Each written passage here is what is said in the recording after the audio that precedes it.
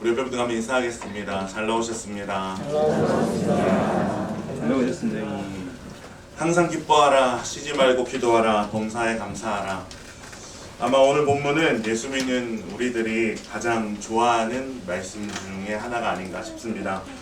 아마 오늘 이 자리에 많은 분들 오셨는데 오늘 이 자리에 계신 분들 중에서도 이 말씀이 집에 액자로 걸려있는 분이 한 분 이상은 분명히 있을 것이다 라고 장담할 수 있을 정도로 그만큼 우리에게 익숙하고 중요한 말씀이 오늘 저희가 읽었던 이 말씀이 아닌가 싶습니다.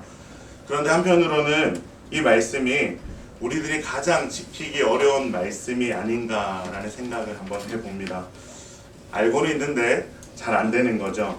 아는데 잘 안 되니까 어떨 때는 참 부담스럽기도 하고 그러다 보면 저게 정말 가능해? 라는 생각이 들면서 말씀은 말씀이고 나는 나고 그런 생각으로 사시는 분들도 계실 것이라 생각합니다. 여러분 어떠세요? 여러분 기쁘십니까? 한 분 기쁘신 것 같아요. 네. 여러분 행복하십니까? 네. 자, 여러분 출석하는 교회 이름이 뭡니까? 네, 기쁨의 교회죠. 그렇다면 적어도 우리가 기쁨의 교회의 교인이라면 기쁨 하나만큼은 저희가 충만해야 되는 거 아니겠습니까? 그죠? 네, 아멘이 작아요. 그죠? 물론 은혜랑 살고 있는 저도 그 은혜가 충만하지는 않기 때문에 여러분의 마음을 충분히 이해를 하고는 있습니다. 그럼에도 불구하고 우리는 사도 바울이 이 데살로니가 교회를 향해서 힘있게 명령하고 있는 이 말씀을 다시 한번 생각하고 기쁨과 기도와 감사를 회복하기 위한 소망과 결단이 있어야 되는 줄로 믿습니다. 자, 그렇다면 우리가 이 말씀을 너무나도 잘 아는데도 불구하고 우리가 기뻐하지 못하는 이유가 어디에 있을까? 여러분 세상 사는 게 점점 퍽퍽해지고 힘들어지기 때문에 우리가 기뻐할 수 없는 것일까요? 그래서 세상살이가 좀 괜찮아지고 살림살이가 좀 나아지면 우리가 다시 기뻐하고 감사할 수 있는 것일까요? 저는 오랜 인생을 살아오진 않았지만 아니라고 확신을 합니다. 우리는 분명히 예전에 비해서 모두가 다 잘 살고 있습니다. 불과 한 20년, 30년 전 부자의 기준을 보면 집에 TV가 있는 집, 그리고 집에 선풍기가 있는 집, 도시락 세대들은 도시락 반찬을 싸울 때 달걀이나 고기 반찬을 싸울 수 있는 집 정도면 부자라고 했어요. 그죠 여러분? 근데 만약에 집에 자동차가 있다, 그 집은 동네에서 소문난 부자입니다. 자, 그런 의미에서 우리는 어쩌면 우리가 그토록 꿈꾸던 이 부자의 기준을 이미 넘어선 것 같습니다. 그러나 우리는 또 다른 부의 기준을 세우고 주어진 삶에 만족하지 못하고 있을 뿐인 것이죠. 여러분 이것은 너무나도 중요한 사실입니다. 우리는 세상과 환경이 바뀌어야만 우리에게 감사와 기쁨이 생긴다라고 생각하지만 알고 보면 우리가 바뀌어야 되는 것입니다. 같은 물이라도 독사가 마시면 뭐가 되죠? 독이 되고 젖소가 마시면 뭐가 되죠? 네, 우유가 되는 거예요. 우리는 기뻐하지 않고 기도하지 않으며 감사하지 않는 우리의 모습 속에서 우리 자신의 영적 상태를 돌아볼 수 있어야 합니다. 오늘 저희가 나눌 말씀은 데살로니가 전서입니다. 이 데살로니가 전서에 대해서 잠시 소개를 해드리면 이 데살로니가 전서의 발신자는 바울입니다. 그리고 바울이 쓴 서신서 중에서 가장 먼저 쓴 서신서로 알려져 있습니다. 수신자는 당연히 데살로니가 교회겠죠. 자, 데살로니가 교회는 어떤 교회였는가? 빌립보에서 사도 바울이 힘들게 전도를 하다가 잠시 들려서 복음을 전하고 교회를 세웠던 곳이 데살로니가 지역이었습니다. 그런데 놀라운 것은 잠시 머물면서 복음을 전했던 이 데살로니가 교회가 너무나도 아름답게 성장했다는 소문이 들려오는 것인데, 아니 어떻게 그렇게 잠시 들린 것을 교회가 세워지고 이렇게 아름답게 성장할 수 있다는 말인가? 네. 데살로니가 교회는 놀랍게도요, 많은 믿음의 핍박 가운데서도 믿음의 역사, 사랑의 수고, 소망의 인내로 이미 다른 모든 교회의 모범이 되고 있었던 교회였습니다. 그런데 데살로니가 교회도 심각한 문제가 있었어요. 외적인 핍박도 점점 더 심해지고 내적으로는 성도의 부활과 예수 그리스도의 재림에 대한 잘못된 가르침으로 인한 신학의 혼선이 존재했습니다. 그래서 바울은 믿을 만한 지도자 디모데를 데살로니가 교회로 파송을 하고 감사와 기도 그리고 예수 그리스도의 재림과 성도의 부활에 대한 교리를 정리해서 보내게 되는 것이죠. 이것이 데살로니가 전서를 바울이 쓰게 된 배경입니다. 그리고 우리 데살로니가 전서는 총 5장으로 되어 있는데 1장부터 3장까지는 바울의 인사와 지난 사역의 회고 등이 기록된 서론에 해당되고 4장에서 5장은 그리스도의 재림과 재림을 대비하는 성도의 태도에 대해서 다루고 있습니다. 그 중에 오늘 저희가 나눌 5장 16절에서 18절은 재림을 소망하는 성도들의 바람직한 일상신앙생활에 대해서 다루고 있는 내용이 오늘 저희가 읽었던 내용입니다. 이 부분을 우리가 마음에 기억하고 오늘 말씀을 살펴보면 이해하는 데 큰 도움이 될 거라고 믿습니다. 바울이 그리스도의 재림의 때에 대해서 분명하게 가르치고 있는 부분이 있습니다. 그 부분이 무엇이냐면 예수 그리스도의 재림은 반드시 오고 그날은 도둑같이 임하게 될 것이다 라는 것입니다. 5장 1절에서 3절까지 우리 같이 한번 읽겠습니다. 시작. 형제들아 대화하시기에 바라여는 너에게 쓸 것이 없음은 주의 날이 밤에 도둑같이 이를 줄을 너희 자신이 자세히 알기 때문이라. 그들이 평안하다 안전하다 할 때에 임신한 여자에게 해산의 고통이 이름과 같이 멸망이 갑자기 그들에게 이르리니 결코 피하지 못하리라. 아멘. 주님이 어떻게 오신다라고 되어 있습니까? 밤에 도둑같이, 그리고 임신한 여자에게 해산의 고통이 갑자기 이름과 같이 예수님께서는 다시 오실 것이다 라고 되어 있습니다. 그래서 예수를 믿지 않는 자들에게는 그날은 생각지도 못하게 맞이하게 되는 멸망의 날이 될 것이다 라고 이야기를 하고 있는 것이죠. 그런데 예수를 믿는 우리에게 그날은 어떻게 임해야 되는 것일까? 우리 4절에서 6절까지 말씀 같이 한번 읽겠습니다. 시작. 형제들아 너희는 어둠에 있지 아니하매 그날이 도둑같이 너희에게 임하지 못하리니 너희는 다 빛의 아들이요 낮의 아들이라. 우리가 밤이나 어둠에 속하지 아니하니 그러므로 우리는 다른 이들과 같이 자지 말고 오직 깨어 정신을 차릴지라. 아멘. 예수 믿는 우리는 어둠에 있지 않기 때문에 그리스도의 재림은 우리에게는 갑자기 임하는 일이 아니라라고 바울이 말하고 있습니다. 우리에게 예수 그리스도의 재림은 마치 기다렸던 손님이 오시는 것과 같이 찾아오고 맞이하는 날이 되어야 된다는 거죠. 그렇기 때문에 우리는 늘 깨어서 정신을 차려야 된다라고 사도 바울이 이야기를 하고 있습니다. 실제로 이 초대교회 성도들은 예수님의 재림을 아주 강력하게 사모했던 사람들이었습니다. 그들은 자신들의 살아 생전에 예수님께서 다시 오실 거라는 것을 확신했고 그 믿음 때문에 수많은 핍박과 어려움 속에서도 끝까지 믿음을 지킬 수 있었습니다. 여러분, 그렇기 때문에 우리가 예수 믿는 성도라면 주님의 재림에 대한 믿음과 소망은 우리에게 성도로서 세상을 살아가는데 아주 큰 도전과 힘이 되는 것입니다. 자, 그런데 문제는 뭐예요? 예수님이 다시 오실 것입니다 라는 것에 대해서 우리가 수많은 아멘을 했음에도 불구하고 실제로 우리들의 삶을 들여다보면 마치 주님께서 내 생애가 끝나고 나서야 오실 것 같은 모습으로, 아니 어쩌면 주님이 다시 오시지 않을 수도 있겠다라고 생각되어지는 삶의 모습으로 살아가는 성도가 생각보다 많다라는 겁니다. 그렇게 예수님의 다시 오심을 생각하지도 그리고 준비하지도 않은 채 세상 사람들과 다를 바 없이 현실에 매몰되어서 이 땅의 생각만 하면서 살아가는 사람들, 바울은 그러한 성도들에게 깨어라, 정신을 차려라 라고 경고하고 있는 것입니다. 사랑하는 기쁨의 교회 성도 여러분, 우리 주님은 반드시 다시 오실 것입니다. 우리는 그날을 우리 매일매일의 소망으로 삼고 이 험한 세상에서 믿음의 길을 걸어야 될 줄로 믿습니다.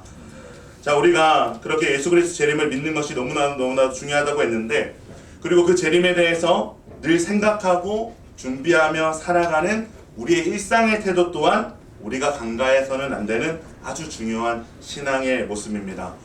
오늘 우리가 나눌 본문, 우리가 너무나도 잘 알고 있는 본문이 바로 재림을 믿고 소망하는 성도들의 일상생활, 일상신앙에 대한 명령이 바로 이 본문입니다. 자, 첫 번째 명령이 무엇입니까? 항상 기뻐하라 라는 말씀이죠. 우리는 하나님의 뜻을 생각할 때 하나님 A입니까 B입니까? 마치 짜장면을 먹을까요 짬뽕을 먹을까요 하는 듯한 질문을 할 때가 많습니다. 어느 대학에 가면 좋을까요? 어느 직장에 가는 것이 하나님의 뜻일까요? 누구랑 결혼하는 게 하나님의 뜻일까요? 우리는 늘 무엇을 해야만 하는가, 무엇이 주님의 뜻인가에 우리의 어떤 초점이 집중되어 있는데, 그런데 대부분 하나님의 뜻은 우리가 무엇을 선택하고 무엇을 하느냐보다 우리가 그 길을 어떻게 가느냐에 집중되어져 있습니다. 그리고 그 길을 걸어가는 우리들의 존재 자체에 하나님께서 관심이 많으세요. 오늘 사도 바울의 이 명령 세 가지가 하나님의 뜻이라고 기록되어 있는 것을 볼 때도 하나님의 관심은 무엇이냐보다 어떻게 관심이 있다라는 것을 우리는 알 수가 있습니다. 그 중에 하나가 너희는 항상 기뻐하라 라는 명령인 것이죠. 여러분, 우리는 이 기쁨에 대해서 깊이 고민을 해봐야 합니다. 우리가 이 기쁨에 대해서 깊이 고민을 하지 않으면 이 사도 바울이 말하고 있는 이 기쁨의 가치가 훼손될 가능성이 매우 높습니다. 교회를 이렇게 다니다 보면요, 이 관계하기가 좀 어려운 두 종류의 사람이 있는 것 같아요. 한 사람은 볼 때마다 어두워요. 맨날 인상을 쓰고 다니고 한숨을 푹푹 쉬고 다니는 사람인데, 이야기를 이렇게 나누다 보면 세상 모든 짐은 예수님이 아니라 자기가 지고 세상 모든 상처를 다 받은 것 같은 그런 사람들이 있어요. 또 반대에 좀 어려운 사람들은 항상 너무 밝은 사람들이 있어요. 너무 과하게 밝은 사람들이 있어요. 항상 웃는 얼굴로 명랑하게 다니는 것까진 좋은데, 그 사람의 상황을 내가 분명히 알고서 그 사람에게 안부를 물을 때도 어떤 힘든 내색 전혀 하지 않고 오히려 더욱더 과한 밝은 웃음으로 그 아픔을 소화하는 사람들이 있습니다. 그런 분들에게 요즘 어떻게 지내냐고 물어보면 항상 대답이 너무 잘 지냅니다. 너무 잘 지내죠. 이렇게 잘 지내도 되는지 모르겠어요. 이렇게 대답을 해요. 그리고 결혼 생활은 어떠세요? 라고 물어보면 완벽합니다. 이렇게 대답을 하는 거죠. 세상에 우리 아내와 같이 완벽한 아내는 없을 거예요. 근데 그 말을 하는 그 형제의 눈을 보면 동공이 흔들리고 있어요. 마치 우리가 영어를 처음 배울 때 How are you로 부르면 뭐라고 대답하죠? I'm fine, thank you로 대답해야 되는 게 우리가 배웠던 정석인 것처럼, 믿는 우리의 인생 또한 늘 I'm fine, thank you 해야 된다라고 생각하는 분들이 계십니다. 이 항상 기뻐하라는 의미를 오해한 거죠. 그런 분들 중에서는 이 긍정의 힘이라는 책을 내신 미국의 큰 교회 목사님도 계신데, 어쨌든 성경이 말하는 기쁨은 여러분 그런 것이 아닙니다. 마냥 어려움이나 삶의 도전이 없는 듯한 가식적인 태도로서 우리가 성도의 교제를 하며 이야기를 주고받으라는 말이 결코 아니라는 겁니다. 요한복음 11장에도 보면 예수님도 우셨다라는 표현이 나옵니다. 그리고 예수님께서 제자들을 가르치실 때도 애통해라 라고 말씀하시는 예수님의 말씀을 우리는 너무나도 잘 알고 있습니다. 그렇기 때문에 기뻐하라, 항상 기뻐하라 라는 이 바울의 권면은 삶은 지옥 같은데 교회 와서는 항상 웃어야 된다. 믿음이 있다라는 것은 그래도 기뻐하는 척을 해야 된다. 얼굴에 기쁨이 나타나야 된다. 이렇게 감정적인 부분에만 국한해서 해석해서는 안 되는 명령인 것입니다. 이 말씀은 우리가 힘겨워하는 중에도 우리에게는 결코 빼앗을 수 없는 평안과 소망이 있다는 것을 말씀하는 내용입니다. 세상의 기쁨의 조건과는 다르지만 그럼에도 불구하고 우리가 언제든 기뻐할 수 있는 그 힘의 원천이 우리가 믿는 그 신앙 안에 존재하고 있다라는 그런 뜻이 되는 것이죠. 여러분, 데살로니가 교회는요, 이제 막 세워지기 시작한 교회입니다. 이제 막 예수를 믿기 시작한 성도가 자신이 믿는 그 신앙 때문에 여러분 박해를 당한다라고 생각을 해보세요. 예수를 믿고 뭔가 이제 기뻐하는 그 기쁨도 채 가시기 전에 재산을 다 뺏기고 매맞고 조롱당하는 삶을 살아가고 옆에 형제들이 죽기도 하고 도저히 기뻐할 것이 없어 보이는 핍박당하는 교회와 성도들 향해서 지금 사도 바울이 권면을 하고 있다는 것이죠. 그런데 바울이 이 말을 할 수 있는 이유가 있어요. 바울이 이 말을 할 수 있는 이유가 무엇이냐면, 아까 데살로니가 교회가 어떻게 세워졌다 그랬습니까? 바울의 2차 전도 여행에서 빌립보에서 힘들게 전도 여행을 하던 바울이 잠시 넘어온 곳이 데살로니가 지역이라고 했습니다.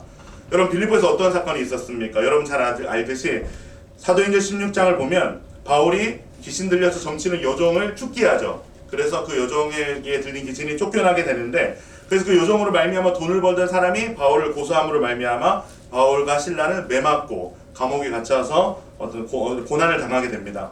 그때 그들이 뭘 하죠? 감사하며 하나님을 찬양하지 않습니까?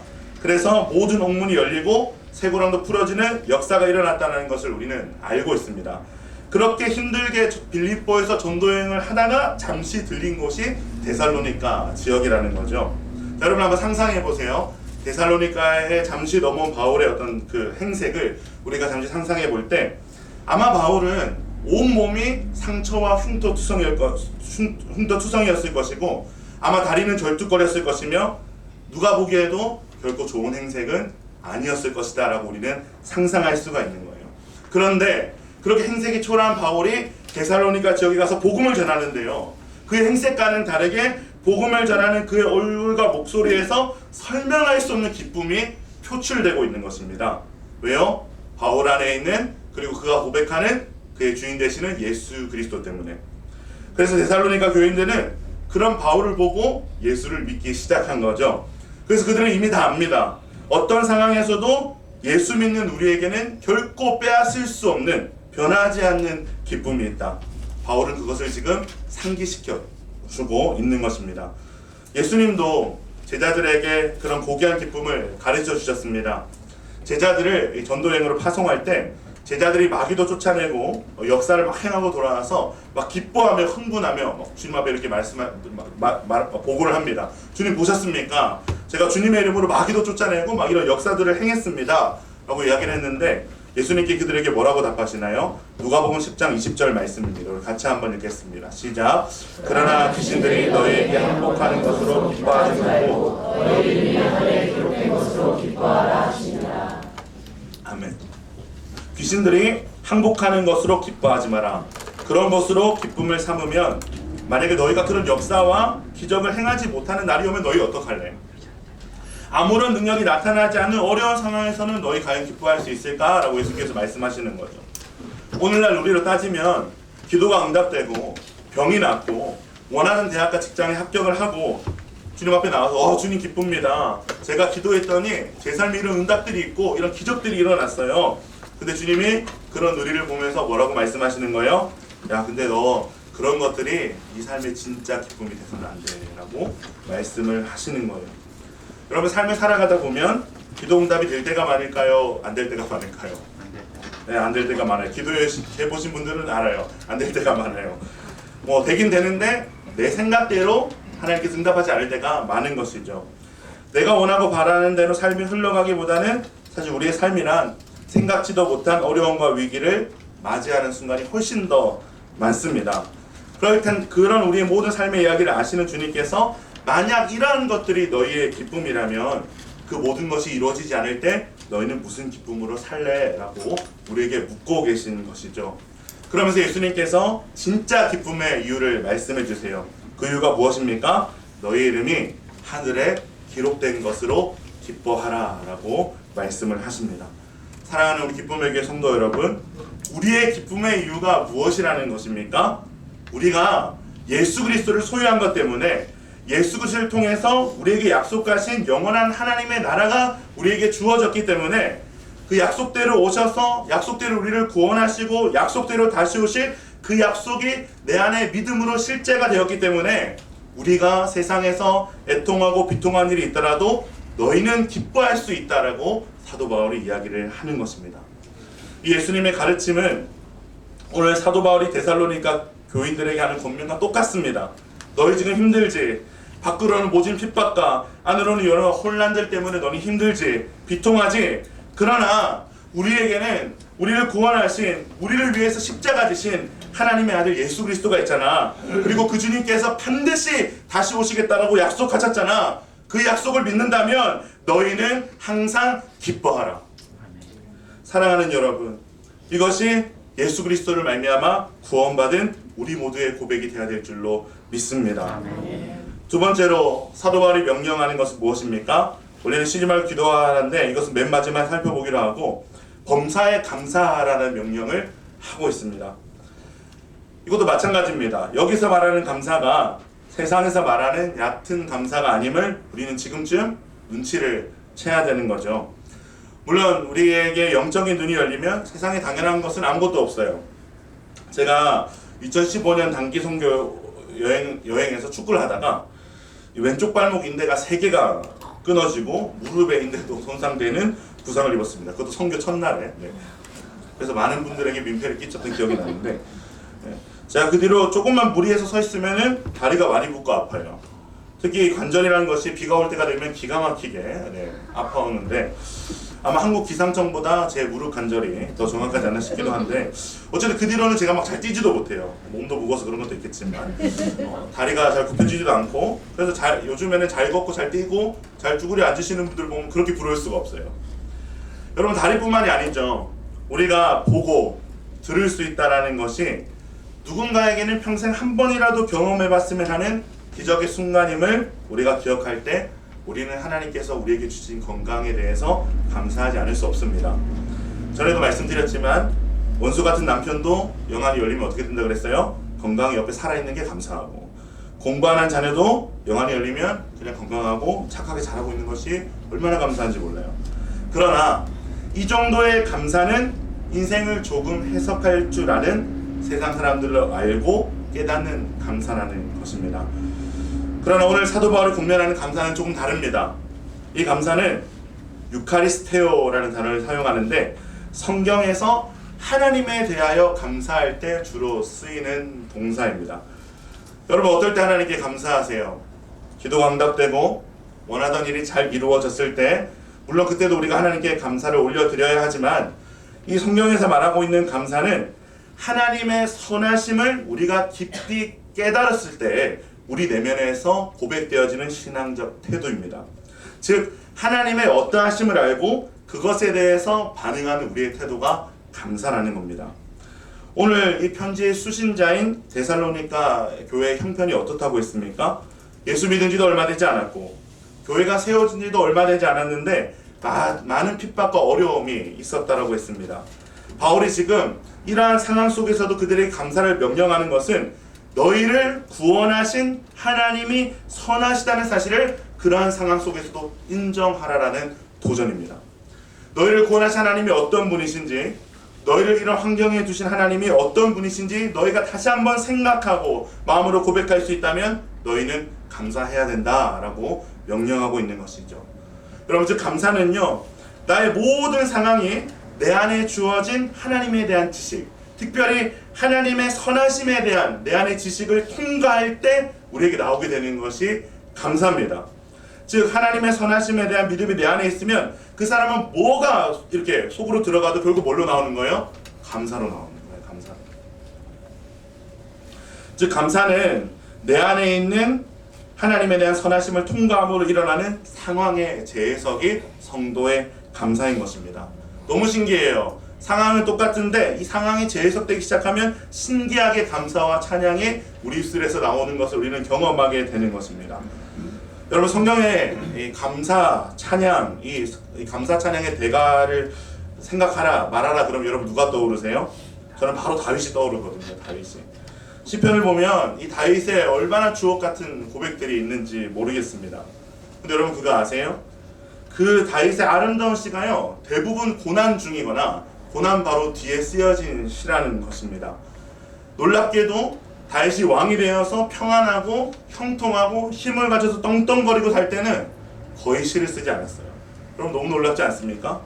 사람들이 흔히 말하는 것처럼 최선의 환경이 최선의 결과를 가져올 것 같지만 성도는 다른 거예요. 시련이 있고 고통이 있을 때 성도는 놀랍게도 그 시련과 고통과 아픔 중에 가장 아름다운 글을 쓰고 오랫동안 사람들에게 사랑받고 도전이 되는 고백을 쏟아놓을 수 있어야 한다라는 겁니다. 왜요? 성도의 중심에 뭐가 있어요? 하나님의 선하심에 대한 믿음이 있기 때문입니다. 예수를 믿는 순간 우리에게 일어나는 아주 중요한 일들 중 하나는 그 내면의 진실된 변화입니다. 그렇기 때문에 성도는 밖으로부터 오는 환경의 어려움을 만날지라도 원망하거나 좌절하지 않습니다. 왜냐하면 그 아무리 어려운 상황일지라도 그 모든 상황을 주장하시고 통치하시는 하나님에 대한 신뢰가 우리의 중심에 딱 박혀있기 때문입니다. 그리고 그 하나님께서 예수 그리스도의 십자가를 통해 깨닫게 하신 사랑과 선하심에 대한 믿음이 변화된 우리의 중심에 있기 때문에 성도는 환경이 열악하고 어려워도 다른 사람들과 다른 것을 읽어내고 누리게 되는 사람들이 성도임을 기억하시기를 축원합니다. 사랑하는 우리 기쁨의 교회 성도 여러분, 우리 하나님은 선하신 분이십니다. 그렇기 때문에 우리 하나님은 세상 누구보다 믿을 만한 분이십니다. 그렇기 때문에 그분의 약속을 믿고 다시 오실 예수 그리스도를 기다리는 우리들은 범사에 감사하지 않을 수 없는 것입니다. 자, 마지막입니다. 여러분 뭐가 남았죠? 쉬지 말고 기도하라. 참으로 많은 진림이 있는 말씀이 아닌가 싶습니다. 여러분 우리가 항상 기뻐하고 이 범사에 감사할 수 있는 이유는 우리 안에 있는 복음, 하나님의 그리고 어떠하심 때문이라고 방금 말씀드렸습니다. 그런데 재밌는 것은 우리 안에 있는 복음이 얼마나 가치로운지를 우리 이미 다 알아요. 그리고 우리가 믿는 하나님의 어떠하심, 하나님의 선하심도 우리가 수없이 듣고 고백했기 때문에 그 하나님의 어떠하심에 대해서도 우리가 너무나도 잘 알고 있습니다. 그러나 재밌는 것은 너무너무 잘 아는데 항상 기뻐하고 감사하는 것이 결코 쉽지는 않다라는 것이죠. 그래서 사도 바울은 데살로니가 성도들에게 무엇을 권면하는 것입니까? 쉬지 말고 기도하라를 권면하는 것입니다. 항상 기뻐하라, 범사에 감사하라. 그 딱 가운데에 쉬지 말고 기도하라 라는 말이 있는 이유가 있는 것 같아요. 우리가 믿는 예수 그리스도에 대한 믿음, 하나님의 어떠하심에 대한 믿음으로 기뻐하고 범사에 감사하는 힘을 어디서부터 얻는다라는 것입니까? 기도의 자리에서부터 얻는다라는 겁니다. 쉬지 말고 기도하는 기도의 자리에서 우리가 알고 있는 지식이 우리 삶의 능력이 되어 나오는 것을 경험하게 된다라는 거예요. 여러분, 기도는요, 우리가 들은 말씀, 우리가 간직하고 있는 하나님의 약속이 우리 삶의 실제하는 능력으로 나타나게 되는 기폭제가 됩니다. 다들 경험해 보셨을 거예요. 삶이 너무 고단하고 힘들고 다 그만두고 싶고 포기하고 싶을 때 우리가 이렇게 기도의 자리에 나와서 기도하다 보면 내가 받은 그 놀라운 은혜들이 하나둘씩 생각나고, 그리고 그 은혜를 따라가다 보면 그 은혜의 정점에 예수 그리스도가 생각이 나고, 그리고 그 아들을 보내신 하나님께서 오늘도 나와 임마누엘 함께 하신다는 것이 믿어지는 자리가 기도의 자리인 줄로 믿습니다. 근데 그것이 믿어지기 시작하면 너무나도 신기하게 상황은 여전한데, 상황은 하나도 바뀐 게 없는데 내 마음속에서 기쁨과 감사가 쏟아져 나오는 것을 경험하게 돼요. 갑자기 위로가 임해요. 치유가 임해요. 살아갈 용기가 생기고 갑자기 당당해져요. 세상 가운데 이리 치이고 저리 치이고 살면서 다 잊어버렸던 하나님의 그 거룩하신 부르심, 우리가 하나님의 자녀로서 살아내야 될 사명들도 그 자리에서 생각이 나면서 우리가 누구인지, 우리의 소망은 어디에 있는지, 우리가 걸어가야 될 길은 어디 있는지를 하나님께서 생각나게 하신다라는 것입니다. 어디에서요? 기도의 자리에서. 하나님께서 기도를 통해 우리의 영혼을 깨우신다라는 것이죠. 그때 우리는 도저히 기뻐할 수 없는 상황에서도 기뻐하고, 도저히 감사할 수 없는 상황에서도 감사하는 우리 자신을 마주하고 발견하게 되는 것입니다. 그렇기 때문에 우리가 다시 오실 예수 그리스도를 기다리며 준비하는 일상을 살아가기 위해서 우리가 결코 놓쳐서는 안 되는 것이 기도인 줄로 믿습니다. 살다 보면 헷갈려요, 그죠? 아무리 은혜 받아도, 아무리 하나님 앞에 그런 거룩한 결단을 했어도 희미해지고 현실에 매몰돼서 분주하게 살다 보면 진짜 가치가 뭔지를 잊어버릴 때가 너무나도 많은 것 같습니다. 그런데 우리가 다시 한번 기도의 자리에 나와서 기도하기 시작하면 하나님께서 다시 한번 우리가 바라봐야 될 곳을 향한 그 시선을 선명하게 하십니다. 우리의 가치가 썩어질 것에 있지 아니하고 영원한 것에 있고, 우리의 소망은 다시 오실 예수 그리스도와 함께 누릴 영광에 있음을 기도의 자리 가운데서 깨닫게 하시는 것이죠. 근데 우리가 여기서 오해하지 말아야 될 것이 있어요. 쉬지 말고 기도하라는 것이 다른 것은 아무것도 하지 말고 주구장창 교회만 나와서 기도해라 이런 뜻은 아니에요. 여기서 쉬지 말고 기도하라는 것은 날마다 우리의 삶 속에서 하나님을 인식하면서 살아가는 모습을 말하는 것입니다.